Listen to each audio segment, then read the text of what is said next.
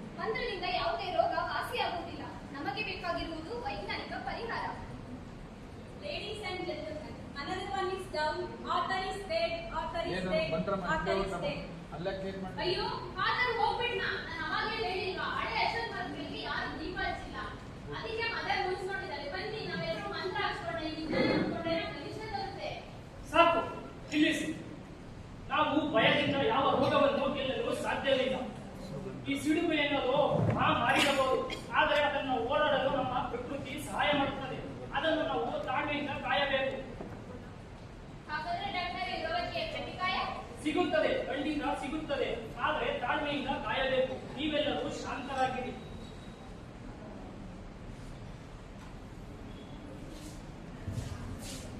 ನೋಡಿ ಗೆಳೆಯರೆ, ಭಯವು ರೋಗಕ್ಕಿಂತ ವೇಗವಾಗಿ ಹರಡುತ್ತದೆ. ಸಿಡುಬು ಮನುಷ್ಯನ ಚರ್ಮವನ್ನು ತಿನ್ನುತ್ತದೆ, ಆದರೆ ನಮ್ಮಲ್ಲಿನ ಭಯ ನಮ್ಮ ಧೈರ್ಯವನ್ನು ತಿನ್ನುತ್ತದೆ. ಊರೆಲ್ಲ ಸಾವು ನೋವಿನ ಭಯದಲ್ಲಿದ್ದರೆ ಡಾಕ್ಟರ್ ಜನ್ನರ್ ಅವರು ಮನಸ್ಸಿನಲ್ಲಿ ಮಾತ್ರ ಒಂದು ಹೊಸ ಆಲೋಚನೆ ಇತ್ತು. ಹಳ್ಳಿ ಜನರ ಆ ಹಳೆಯ ನಂಬಿಕೆಯಲ್ಲಿ ಏನೋ ಒಂದು ಸತ್ಯವಿದೆ ಎಂದು ಅವರಿಗೆ ಅನಿಸತೊಡಗಿತು. ಆ ಸತ್ಯದ ಹುಡುಕಾಟ ಈಗ ಶುರುವಾಗಲಿದೆ.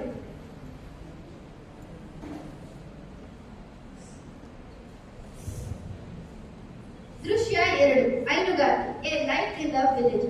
ರೋಗದ ಭೀತಿ ಒಂದೆಡೆಯಾದರೆ ಅದೇ ಗ್ರಾಮದ ಹೈನುಗಾರಿಕೆಯು ಒಂದು ವಿಚಿತ್ರವಾದ ವಿಷಯ ಚರ್ಚೆಯಲ್ಲಿತ್ತು.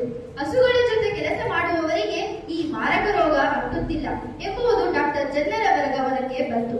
ವಿಜ್ಞಾನ ಎಂಬುದು ಕೇವಲ ಪ್ರಯೋಗಾಲಯದಲ್ಲಿ ಇರುವುದಿಲ್ಲ, ಅದು ಪ್ರಕೃತಿಯ ನಡುವೆಯೂ ಇರುತ್ತದೆ ಎಂಬುದಕ್ಕೆ ಈ ದೃಶ್ಯವೇ ಸಾಕ್ಷಿ.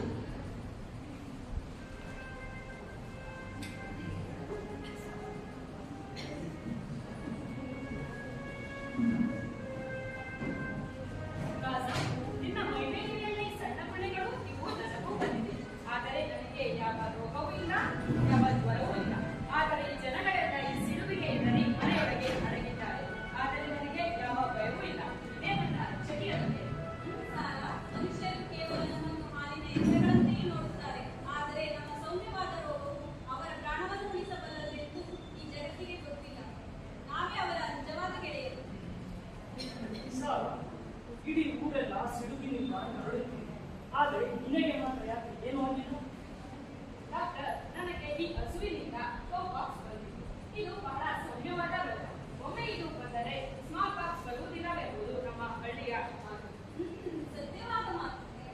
ಸಾಲ ನಿನ್ನ ಕೈ ಮೇಲೆ ಹಾಕಿರುವ ಈ ಗುಳ್ಳೆಗಳು ಕೇವಲ ಗಾಯಗಳಲ್ಲ, ಇವು ಮನುಕುಲವನ್ನು ರಕ್ಷಿಸುವ ಹಿರಿಕೈಗಳು. ಪ್ರಕೃತಿ ಎಷ್ಟು ವಿಚಿತ್ರ. ಒಂದು ಪ್ರಾಣಿಯ ಸೌಮ್ಯವಾದ ರೋಗವು ಮನುಷ್ಯನನ್ನು ಮಹಾಮಾರಿಯ ವಿರುದ್ಧ ಕವಚವಾಗಬಲ್ಲದು ಎಂದು ಯಾರೂ ಊಹಿಸಲಿಲ್ಲ. ಈ ಮೌಪಾಕ್ಸ್ ರೋಗವು ಒಂದು ರೋಗವಲ್ಲ, ಅದು ನಮ್ಮ ದೇಹಕ್ಕೆ ನೀಡುವ ಮುನ್ನೆಚ್ಚರಿಕೆ. ನಾವು ಪ್ರಾಣಿಗಳು ಮನುಷ್ಯರಿಗೆ ಕೇವಲ ಆರೋಗ್ಯವನ್ನು ಅಲ್ಲ, ಆಹಾರವನ್ನು ನೀಡಬಲ್ಲೆವು ಎಂದು ಜಗತ್ತಿಗೆ ತೋರಿಸುವ ಸಮಯ ಬಂದಿದೆ. ನೋಡಿ ಡಾಕ್ಟರ್, ನಮ್ಮ ಈ ಕೈನುಗಾರ ಕುಟುಂಬದಲ್ಲಿ ಒಂದು ಮದುವೆ ಇದೆ. ಒಮ್ಮೆ ಪಾಕ್ಸ್ ಬಂದರೆ ಸ್ಮಾಲ್ ಪಾಕ್ಸ್ ಕಟ್ಟುವುದಿಲ್ಲ. ಇದು ದೈವದಲ್ಲಿಯೋ ಅಥವಾ ಕಾಕತಾಳೀಯೋ ನಮಗೆ ತಿಳಿಯದು.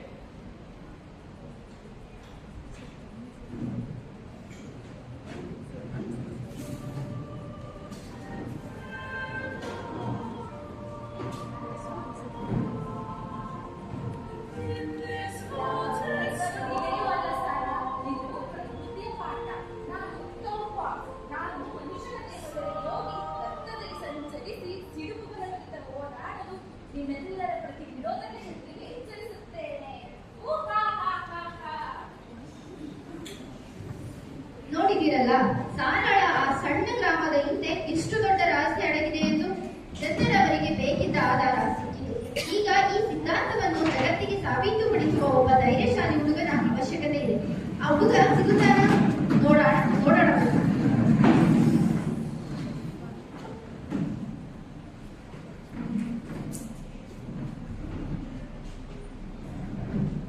ದೃಶ್ಯ 3. ವಿಜ್ಞಾನ ವರ್ಸಸ್ ಸಂಪ್ರದಾಯ. ಯಾವುದೇ ಹೊಸ ಬದಲಾವಣೆ ಬಂದಾಗ ಸಮಾಜ ಅದನ್ನು ಅಷ್ಟು ಸುಲಭವಾಗಿ ಒಪ್ಪುವುದಿಲ್ಲ. ವಿಜ್ಞಾನ ಮತ್ತು ಮೂಢನಂಬಿಕೆಗಳ ನಡುವೆ ಯಾವಾಗಲೂ ಯುದ್ಧ ನಡೆಯುತ್ತಲೇ ಇರುತ್ತದೆ. ಎಡ್ವರ್ಡ್ ಜನರ್ ಅವರು ತಮ್ಮ ಸಂಶೋಧನೆಯನ್ನು ಜನರ ಮುಂದೆ ಇಟ್ಟಾಗ ಅವರಿಗೆ ಎದುರಾದ ಆರೋಪ ಮತ್ತು ಟೀಕೆಗಳು ಸಾಮಾನ್ಯವಾದವುಗಳಲ್ಲ. ಜನರ್ ಅವರ ದೃಢ ನಿರ್ಧಾರ ಹೇಗಿತ್ತು ಎಂದು ಈಗ ನೋಡೋಣ. ನೀವು ಪ್ರಾಣಿಯ ರೋಗವನ್ನು ಮನುಷ್ಯನಲ್ಲಿ ಹಚ್ಚಲು ಹೊರಟಿದ್ದೀರಿ. ಇದು ಹುಟ್ಟತನ. ನನ್ನ ವೈದ್ಯಕೀಯ ಲೋಕಕ್ಕೆ ಅವಮಾನ ಮಾಡಿದಂತೆ. ಅಷ್ಟಿನ ಗುಣಗಳಿದ್ದರು ಬಂದರೆ ಅದಕ್ಕೆ ಯಾರು ಹೊಣೆ? ಈ ಹುಚ್ಚು ಪ್ರಯೋಗವನ್ನು ಇಲ್ಲಿಗೆ ನಿಲ್ಲಿಸಿ. ನೀವು ಮಾತೃಕನಂತೆ ವರ್ತಿಸುತ್ತಿದ್ದೀರಿ. ಜನರು, ನೀವು ಮಾಡುತ್ತಿರುವುದು ಧರ್ಮಕ್ಕೆ ವಿರುದ್ಧವಾದ ಕೆಲಸ. ನಾಳೆ ಆ ಹುಡುಗಕ್ಕೆ ಹೆಚ್ಚು ಕಮ್ಮಿ ಆದ್ರೆ ಯಾರೇ ಜವಾಬ್ದಾರಿ? ಆ ಹಸುವಿನ ಅಶುದ್ಧ ದವವನ್ನು ಈ ಮನುಷ್ಯರಿಗೆ ಸೇರಿಸ್ತೀನಿ ಅಂತೀರಾ? ನಾಳೆ ಆ ಹುಡುಗ ಏನಾದ್ರು ಹಸು ತರ ಓಡಾಡಿದ್ರೆ, ಹಸು ತರ ಕೂಗಿದ್ರೆ ನೀವೇನು ಮಾಡ್ತೀರಾ? ಹೌದು, ಇದಕ್ಕೆ ನೀವೇ ಹೊಣೆ ಆಗ್ತೀರಿ ಸರ್. ಯೋಚಿಸಿ, 4 ಜನ ಕೂರಿಸಿ ತೀರ್ಮಾನ ತಗೋಬೇಕು. ನೋಡಿ, ನಾವು ಮಾಡುತ್ತಿರುವುದು ಪ್ರಾಣಿಗಳ ಅಶುದ್ಧತೆಯ ಪ್ರಯೋಗವಲ್ಲ, ಬದಲಾಗಿ ಮನುಷ್ಯನಲ್ಲಿ ರೋಗ ನಿರೋಧಕ ಶಕ್ತಿಗಳನ್ನು ಎಚ್ಚರಿಸುವ ಕೆಲಸ.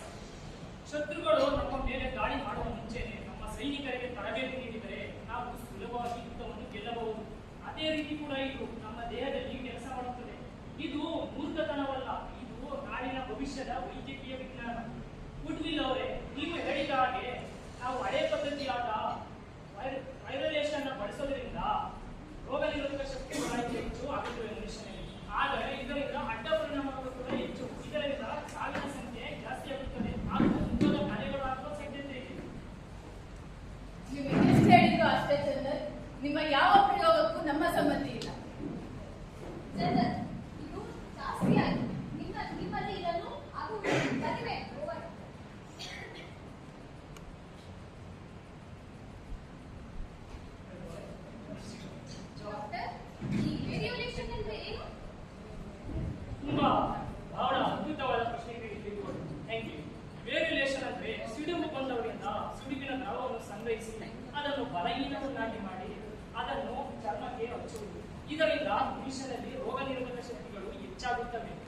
ತಂದೆಯು ಹಾಗೆ ಹೇಳಿದ ಹಾಗೆ ಅಡ್ಡ ಪರಿಣಾಮಗಳು ಹೆಚ್ಚು. ಇದರಿಂದ ಸಾವಿನ ಸಂಖ್ಯೆ 10%ರಲ್ಲಿ ಒಬ್ಬರು ಸಾಯುತ್ತಾರೆ. ಆ ಜೀವಕ್ಕೆ ಬೆಲೆ ಇಲ್ಲವೇ? ಡಾಕ್ಟರ್, ಪರವಾಗಿಲ್ಲ. ನನ್ನ ಮಗ ಸಾವು ಬದುಕಿನ ನಡುವೆ ಹೋರಾಡುವುದಕ್ಕಿಂತ ನಿಮ್ಮ ಪ್ರಯೋಗಕ್ಕೆ ಸಹಾಯವಾಗಲಿ. ಈಗ ನನ್ನ ನಿಮ್ಮ ಪ್ರಯೋಗಕ್ಕೆ ಬಳಸಿಕೊಳ್ಳಿ. ನನ್ನ ಮಗನ ಭವಿಷ್ಯಕ್ಕಾಗಿ ನಾನು ಈ ಅಪಾಯವನ್ನು ಎದುರಿಸಲು ಸಿದ್ಧರಿದ್ದೇನೆ. ನನಗೆ ನಿಮ್ಮ ಮೇಲೆ ನಂಬಿಕೆ ಇದೆ. ಡಾಕ್ಟರ್, ಇದರ ಪ್ರಕ್ರಿಯೆ ಏನು? ಹೇಗಿರುತ್ತೆ? ನೋಡಿ, ಮೊದಲು ನಾವು ಸಾರಳ ಕೈಗಳಿಂದ ಕೌಪಾಕ್ಸ್ ದ್ರವವನ್ನು ಸಂಗ್ರಹಿಸಿಕೊಳ್ಳಬೇಕು. ನಂತರ ಅದನ್ನು ಲಸಿಕೆ ಮುಖಾಂತರ ನಮ್ಮ ಹುಡುಗ ಜೇಮ್ಸ್ಗೆ ನೀಡಬೇಕು. ಈ ನೀಡಿದ ನಂತರ ನಮ್ಮ ಜೇಮ್ಸ್ ಹುಡುಗನ ದೇಹದಲ್ಲಿ ರೋಗದ ವಿರುದ್ಧ ಹೋರಾಡಲು ದೇಹ ಕಲಿಯುತ್ತದೆ. ಆ ಸಮಯದಲ್ಲಿ ಈತನಿಗೆ ಜ್ವರ ಬರಬಹುದು ಅಥವಾ ಅಸ್ವಸ್ಥಗೊಳ್ಳಬಹುದು. ನಂತರ ಇವನಿಗೆ ಅನ್ಯ ಪರೀಕ್ಷೆಯನ್ನು ಒಡ್ಡಬೇಕಾಗುತ್ತದೆ. ಆ ಪರೀಕ್ಷೆ ಏನೆಂದರೆ ಸಿಡುಬಿನ ದ್ರವವನ್ನು ಸಂಗ್ರಹಿಸಿ ಇವನ ಮೇಲೆ ಹಚ್ಚುವುದು. ಇದರಿಂದ ಲಕ್ಷಣಗಳು ಬರಬಹುದು. ಲಕ್ಷಣ ಬರದೇ ಹೋದರೆ ನಾವು ಗೆಲ್ಲುತ್ತೇವೆ, ಇತಿಹಾಸ ಸೃಷ್ಟಿಸುತ್ತೇವೆ. ಹಾಗೂ ಇದು ಶತಮಾನಗಳು ಕಳೆದರೂ ಉಳಿಯುತ್ತದೆ. ಏಕೆಂದರೆ ಇದು ಸತ್ಯ. ಅದೇ ಲಕ್ಷಣಗಳು ಕಂಡು ಬಂದರೆ ನಾವು ಸೋತು ಹೋಗುತ್ತೇವೆ. ಅಪ್ಪ, ನನಗೆ ಡಾಕ್ಟರ್ ಜನ ಹೇಳುತ್ತಿರುವುದು ಒಳ್ಳೆಯದು ಅಂತ ಅನಿಸ್ತಾ ಇದೆ. ಇವರು ನೋಡಕ್ಕೆ ಒಳ್ಳೆಯವ್ರ ತರ ಕಾಣಿಸ್ತಾರೆ. ಇವ್ರು ಹೇಳಿದಾಗಾದ್ರೆ ನನ್ಗೆ ಯಾವತ್ತೂ ಹುಷಾರ್ ತಪ್ಪೋದೇ ಇಲ್ಲ. ನಾನು ಯಾವಾಗಲೂ ಚೆನ್ನಾಗಿರ್ಬಹುದು. ನಾನಿದು ರೆಡಿ ಇದ್ದೀನಿ. ಇವ್ರು ನನ್ನ ಇಂಜೆಕ್ಟ್ ಮಾಡಬಹುದು. ಆದ್ರೆ ನನ್ಗೆ ಹಸು ತರ ಕೊಂಬು ಬರಲ್ಲ ತಾನೆ? ಇಲ್ಲ ಜೇಮ್ಸ್, ನಿನಗೆ ಖಂಡಿತ ಕೊಂಬು ಬರುವುದಿಲ್ಲ. ಬದಲಾಗಿ ನಿನ್ನ ದೇಹದಲ್ಲಿ ರೋಗ ನಿರೋಧಕ ಶಕ್ತಿಗಳ ಕವಚ ನಿರ್ಮಾಣವಾಗುತ್ತದೆ. ಹೌದಾ? ಒಂದೆಡೆ ವೈದ್ಯಕೀಯ ಲೋಕದ ವಿರೋಧ, ಇನ್ನೊಂದೆಡೆ ಸಮಾಜದ ಭಯ. ಆದರೆ ಈ ಎಲ್ಲದರ ನಡುವೆ ಜಾನ್ ಫಿಪ್ಸ್ ಎಂಬ ತಂದೆ ತನ್ನ ಮಗನ ಭವಿಷ್ಯಕ್ಕಾಗಿ ವಿಜ್ಞಾನದ ಮೇಲೆ ನಂಬಿಕೆ ಇಟ್ಟರು. ಈಗ ಜೇನ್ ಫಿಪ್ಸ್ ಇತಿಹಾಸದ ಪುಟ ಸೇರಲು ಸಿದ್ಧನಾಗಿದ್ದಾರೆ. ದೃಶ್ಯ 4: ಹಿಸ್ಟಾರಿಕಲ್ ವ್ಯಾಕ್ಸಿನೇಷನ್. ಇದು ಇತಿಹಾಸದ ಅತಿ ದೊಡ್ಡ ತಿರುವು. ಮೇ 14, 1796. ಒಂದು ಕಡೆ ಜನರ ಅನುಮಾನ, ಇನ್ನೊಂದು ಕಡೆ 8 ವರ್ಷದ ಬಾಲಕ ಜೇಮ್ಸ್ ಫಿಪ್ಸ್ನ ಜೀವ. ಡಾಕ್ಟರ್ ಜೆನ್ನರ್ ಅವರು ಒಂದು ದೊಡ್ಡ ಸಾಹಸಕ್ಕೆ ಕೈ ಹಾಕುತ್ತಿದ್ದಾರೆ. ಲೋಕದ ಮೊದಲ ಲಸಿಕೆ ಜನ್ಮ ತಾಳುವ ಕ್ಷಣವಿದು. ಎಲ್ಲರೂ ಉಸಿರು ಬಿಗಿ ಹಿಡಿದು ನೋಡಿ.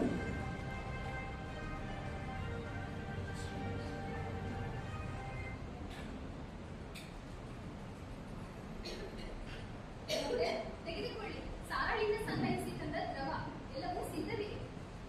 Thank you god. ಜೇಮ್ಸ್, ಹೆದರಬೇಡ ಮಗ. ನಿನಗೆ ಏನೂ ಆಗುತ್ತಿಲ್ಲ. ಇದೊಂದು ಸಣ್ಣ ಇರುವೆ ಕಚ್ಚಿನಂತಾಗಿರುತ್ತದೆ ಅಷ್ಟೇ. ಡಾಕ್ಟರ್, ಎಲ್ಲರೂ ಕಿಟಕಿಯಿಂದ ಇಣುಕಿ ನೋಡುತ್ತಿದ್ದಾರೆ. ಎಲ್ಲರ ಮುಖದಲ್ಲೂ ಆತಂಕವಿದೆ. ನೋಡಿ ಸುತ್ತುತ್ತಿದ್ದಾನೆ. ಇನ್ನೇನು ಆಗುತ್ತಿಲ್ಲ. ಈಗ ನನಗೆ ಹಬ್ಬ ಎಂದು ಶುರು ಮಾಡ್ತಾನೆ. ಹುಲ್ಲು ಕೂಡ ತಿಂತಾನೆ. ಎಂತ ಪಾಪದ ಕೆಲಸ.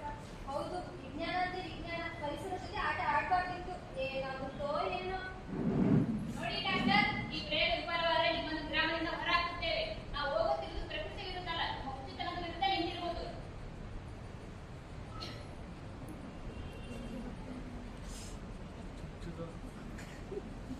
ಜೇಮ್ಸ್, ಈ ನಿನ್ನ ಸಣ್ಣ ನೋವು ಲಕ್ಷಾಂತರ ತಾಯಿಯರ ಕಣ್ಣೀರನ್ನು ಬರೆಸಲಿದೆ. ಹೆದರಬೇಡ, ನಿನಗೆ ಏನೂ ಆಗುವುದಿಲ್ಲ. ಈ ಜಗತ್ತಿನಲ್ಲಿ ಮೊದಲ ರಕ್ಷಿತ ಮಾನವ ನೀನು.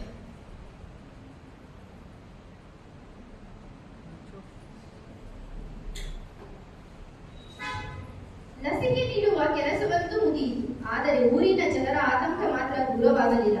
ಜೇಮ್ಸ್ ನಿಜವಾಗಿಯೂ ಹಸುವಿನಂತೆ ಬದಲಾಗುತ್ತಾನಾ, ಅಥವಾ ಅವನ ದೇಹದಲ್ಲಿ ರೋಗ ನಿರೋಧಕ ಶಕ್ತಿ ಹೆಚ್ಚುತ್ತಾ? ಮುಂದಿನ ಕೆಲವು ವಾರಗಳು ಇಡೀ ಮನುಕುಲದ ಭವಿಷ್ಯವೇ ನಿರ್ಧರಿಸುವಂತಿದೆ.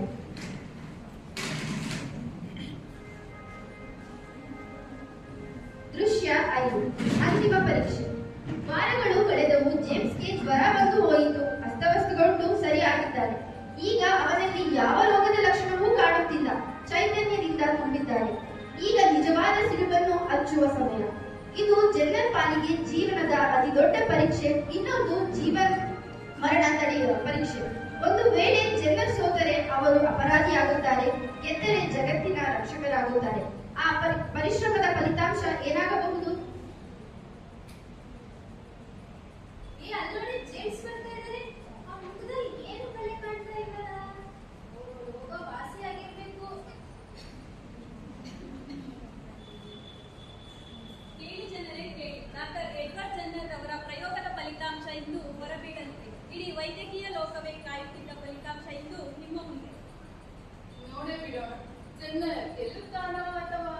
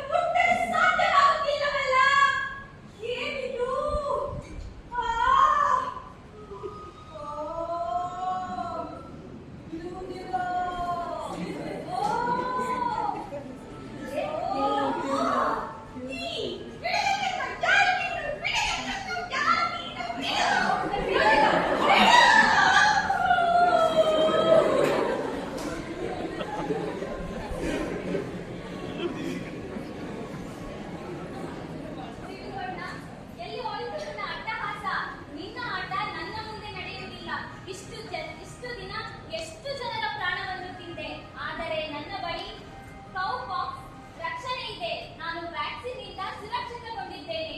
ನಿನ್ನ ಆಟ ನನ್ನ ಮುಂದೆ ನಡೆಯುವುದಿಲ್ಲ. ಈಗ ನೀನು ಮಟ್ಟಿ ಊರಲೇಬೇಕು. ಹೊರಡು ಇಲ್ಲಿಂದ. ತೊಲಗು. ನೋಡಿದಿರಲ್ಲ, ವಿಜ್ಞಾನ ಸುಳ್ಳು ಹೇಳಿದಿಲ್ಲ. ಜೇಮ್ಸ್ ನಲ್ಲಿ ಕೌಪಾಕ್ಸ್ ನ ರಕ್ಷಣೆ ಇತ್ತು. ಅದಕ್ಕೆ ಅವನು ಹುಷಾರಾಗಿದ್ದಾನೆ ಹಾಗೂ ತುಂಬಾ ಚೆನ್ನಾಗಿ ಕಾಣ್ತಿದ್ದಾನೆ. ನನ್ನನ್ನು ಕ್ಷಮಿಸಿ. ನನ್ನ ಅಹಂಕಾರದಿಂದ ನನ್ನ ಕಣ್ಣು ಮರೆಮಾಚಿ ಮಾಡಿತು. ನೀವು ಸಾವು ಗೆಲ್ಲುವ ದಾರಿಯನ್ನು ತೋರಿಸಿಕೊಟ್ಟಿದ್ದೀರಿ. Hats off to you sir. ಮತ್ತೆ ಮೆಡಿಕಲ್ ಫೀಲ್ಡ್ ನಲ್ಲಿ ಇಂದು ಹೊಸ ಆರಂಭವಾಗಲಿದೆ. ಅತಿ ದೊಡ್ಡ ಶಸ್ತ್ರವಾಗಲಿದೆ. We are extremely sorry sir. Doctor, ನೀವು ಮಾಡಿರುವುದು ನಿಜವಾಗಲೂ ನಂಬಲಾಗದ ಕೆಲಸ. God bless you my boy. ಈ ಗೆಲುವು ಕೇವಲ ನಮ್ಮೊಬ್ಬರದಲ್ಲ. ಈ ಗೆಲುವಿನ ನಿಜವಾದ ಅಂಶ ಸೇರಬೇಕಾಗಿರುವುದು ಪ್ರಕೃತಿಗೆ. ಏಕೆಂದರೆ ಪ್ರಕೃತಿಯೇ ನಮಗೆ ಈ ಲಸಿಕೆ ಬಗ್ಗೆ ನೀಡಿದ ಅಂಶಗಳು. ಹಾಗೂ ವ್ಯಾಕ್ಸಿನೇಷನ್ ಎಂಬುದು ಲ್ಯಾಟಿನ್ ಭಾಷೆಯ ವ್ಯಾಕ ಎಂಬ ಹೆಸರಿನಿಂದ ಹೊಸ ಪದಕ್ಕೆ ಬಂದಿದೆ. ಆದ್ದರಿಂದ ಇದನ್ನು ವ್ಯಾಕ್ಸಿನೇಷನ್ ಎಂದು ಹೇಳಿದ್ದೇವೆ.